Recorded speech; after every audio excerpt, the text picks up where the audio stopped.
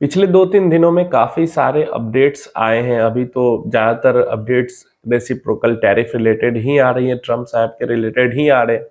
तो चलिए सबसे पहले अमेरिका के बारे में ही बात कर लेते हैं। तो अमेरिका का जो कोर इन्फ्लेशन का जो नंबर आया है, वो जो इकोनॉमिस्ट थे उनकी जो एक्सपेक्टेशन थी उससे बढ़ के आया है। मतलब इन्फ्लेशन का नंबर जो है वो 2.7% की एक्सपेक्टेशन की 2.8% आया है। एंड ये 0.1% भी ज्यादा है अमेरिका जैसे देश के लिए। बड़ी इकोनॉमी में थोड़ा सा भी इन्फ्लेशन भाग जाता है तो वो बहुत अहमियत रखता है। तो अगर इन्फ्लेशन बार बार ऐसे बढ़ते हुए आएगा तो ऐसे में जो रेट कट की जो आस लेकर लोग बैठे हैं वो नहीं होगा। अगर इन्फ्लेशन का नंबर बढ़ते आएगा तो अगर फिर अगले महीने उसके अगले महीने घट जाता है तब तो बढ़िया ही है। लेकिन अभी के लिए ये निगेटिव न्यूज है यूएस मार्केट के लिए, और वहां पे मार्केट डिक्लाइन होगा तो इधर उधर भी असर दिखता है। नेक्स्ट हमारे पास प्राइम मिनिस्टर मोदी को लेकर और ट्रंप जी को लेकर थोड़ी सी बातचीत हुई थी कि वहां पे प्रेस कॉन्फ्रेंस के दौरान इंडिया को लेकर क्वेश्चन पूछा गया था ट्रंप से पीछे कल परसों में ही। तो वहां पे फिर से जैसा कि हर बार ट्रंप बोलते हैं कि India one of the highest tariff वाला नेशन है, कि बहुत टैरिफ चार्ज करता है। तो यहाँ पे उन्होंने कहा कि लेकिन जो प्राइम मिनिस्टर मोदी है बहुत स्मार्ट मैन है और ग्रेट फ्रेंड भी है मेरे, और हमारे बीच बातचीत हो रही है टैरिफ को लेके, तो ऐसे में दोनों कंट्रीज के लिए फेवरेबल टर्म्स ही निकल के आएंगे। तो ये पॉजिटिव वे में उन्होंने इस चीज को कहा है कि बातचीत हो रही है और दोनों देश के लिए जो अच्छा होगा वही होगा। दूसरी बात जो उन्होंने कही कि कनाडा और चाइना के साथ जो हमारा टैरिफ का चल रहा है, मतलब एक ही कप के अंदर हम चाइना कनाडा के साथ इंडिया को भी नहीं डालेंगे। एक तरीके से उन्होंने इशारा किया कि इंडिया के साथ जो टैक्स का ट्रीटमेंट होगा वो कनाडा चाइना के साथ जैसा टैक्स ट्रीटमेंट हो रहा है वैसा नहीं होगा, उससे बेहतर होगा। तो ये भी एक पॉजिटिव चीज जरूर हमारे लिए हो जाती है। इसके बाद हमारे हमारे सेंटर से एक ऑफिशियल नोटिफिकेशन आया कि जो बाइलेटरल ट्रेड के लिए बातचीत पिछले 1-2 महीने से अमेरिका के साथ चल रही है, जिसके लिए मार्च के शुरुआत में पीयूष गोयल जी गए भी थे अमेरिका, और यहाँ पे पिछले 2-4 दिनों से भी मीटिंग चल रही थी Indian officials and American officials के बीच में। तो वहां पे ये चीज फाइनलाइज हुआ है कि ये जो ट्रेड है जहाँ पे 500 बिलियन का बिजनेस ग्रोथ की बातें की जा रही है, जॉब क्रिएशन की बातें की जा रही है, तो इसका जो पहला ट्रांच है वो 2025 के लास्ट तक कंप्लीट कर लिया। मतलब first part of the deal 2025 के दिसंबर तक इसको कंप्लीट कर लिया जाएगा। तो ये भी एक पॉजिटिव न्यूज जरूर है कि हमारा ट्रेड एग्रीमेंट्स वगैरह हो रहे हैं, टैक्स को लेकर भी बातचीत हो रही है। तो उम्मीद है कि जो 2 तारीख को इतना हल्ला मचाया जा रहा है उस दिन इंडिया पे थोड़ा सा कम टैरिफ अप्लाई हो। अगर टैरिफ अप्लाई होता है तो भी इकोनॉमिस्ट ने कई सारे आर्टिकल्स न्यूज वगैरह ने इसको कवर भी किया है कि जीडीपी का 0.01% ही अफेक्ट इंडिया के ऊपर आएगा अगर अप्लाई बहुत ज्यादा टैरिफ होता है फिर भी। क्योंकि ऐसी जब इंडिया की बात आती है तो इंडिया ऐसी चीजें सप्लाई करता है अमेरिका को, जो जैसे फार्मा हो गया, हमने बात भी की है, फार्मा आईटी सर्विसेज ये सब। तो चीप लेबर जो इंडिया के अंदर में मिल जाता है, जो फार्मा चीप प्राइस पे उनको अवेलेबल हो जाता है, ये दूसरे जगह से नहीं होगा। तो इंडिया फेवरेबल कंडीशन में है।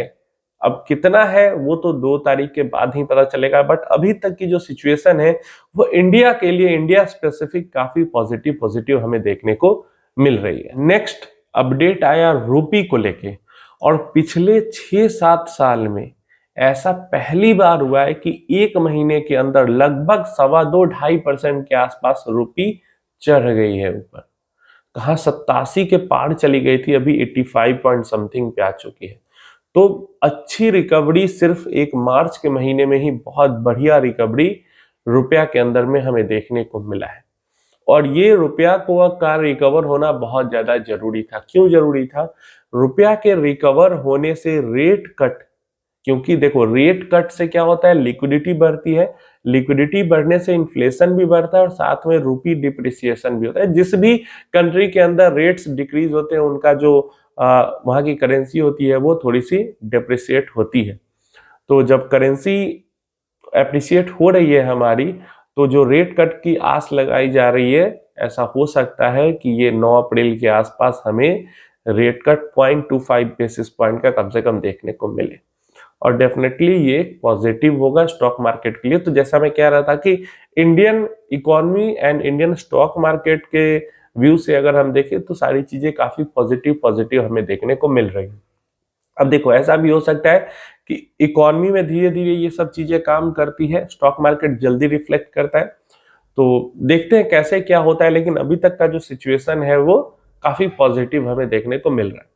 इसके बाद एक और अपडेट हमारे पास आया कि जो अभी यूनिक, अभी से मतलब 1-2 साल पहले चले जाते हैं तो हालात बहुत बुरे थे, लेकिन अभी के टाइम पे बात करते हैं तो हर 4 यूनिक म्यूचुअल फंड इन्वेस्टर में से एक जो इन्वेस्टर है वो फीमेल इन्वेस्टर है।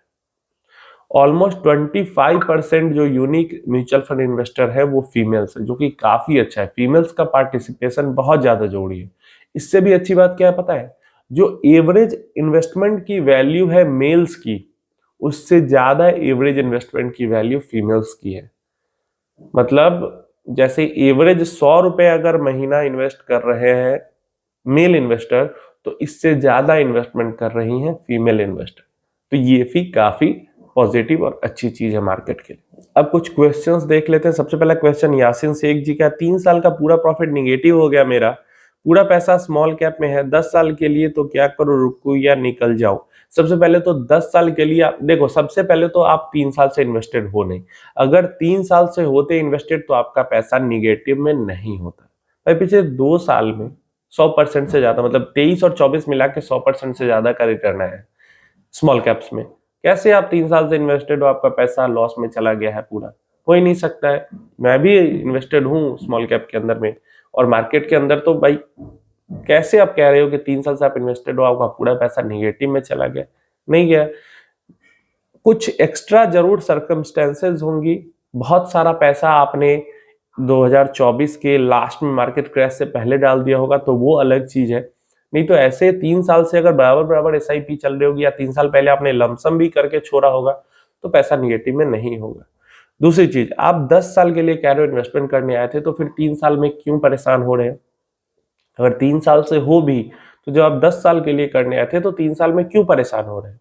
और स्मॉल कैप के अंदर इन्वेस्टमेंट किया था तो पहले सोच ही लिया होगा कि 10 साल तो कम से कम करना ही है। तो फिर 3 साल में परेशान अगर आप हो रहे हो, तो आप अगर लॉस लेके जाते हो तो सिर्फ और सिर्फ आपकी गलती है, किसी और की गलती नहीं है।